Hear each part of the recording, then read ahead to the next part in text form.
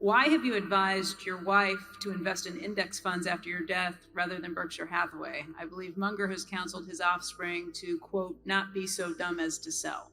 Yeah. She won't be selling any Berkshire to buy the index funds. All of my Berkshire, every single share, will go to philanthropy. So that I don't even regard myself as owning Berkshire. Basically, it's committed, and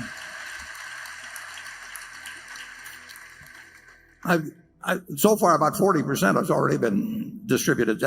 So the question is, somebody who is not an investment professional will be, I hope, reasonably elderly by the time that the estate gets settled. And what is the best investment, meaning one that there would be less worry of any kind connected with, and less people coming around and saying, why don't you sell this and do something else and all those things. She's going to have more money than she needs.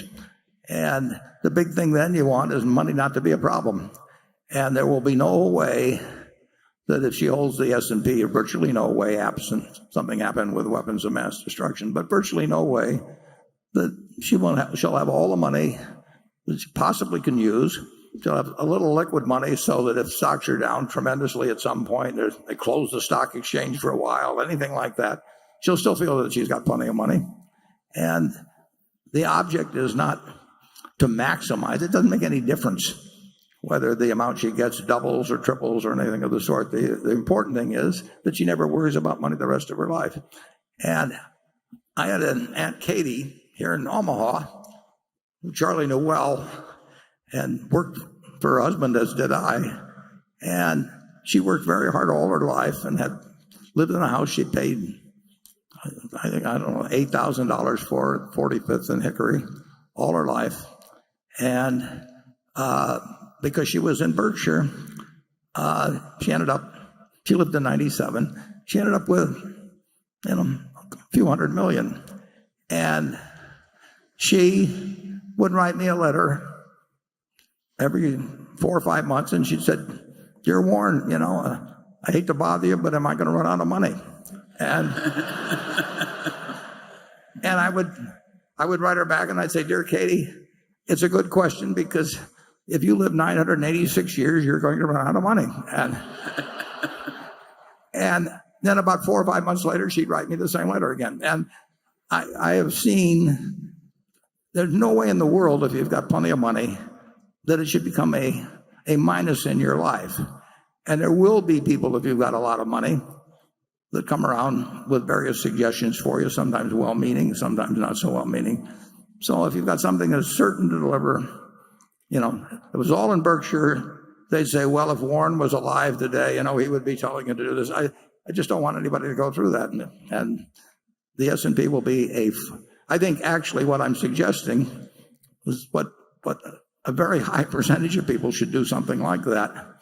And I don't think they will have I think there's a chance they won't have as much peace of mind if they own one stock and they've got neighbors and friends and relatives that are trying to do some, like I say, sometimes well-intentioned, sometimes otherwise, to do something else. And so I think it's a policy that will get a good result and is likely to stick.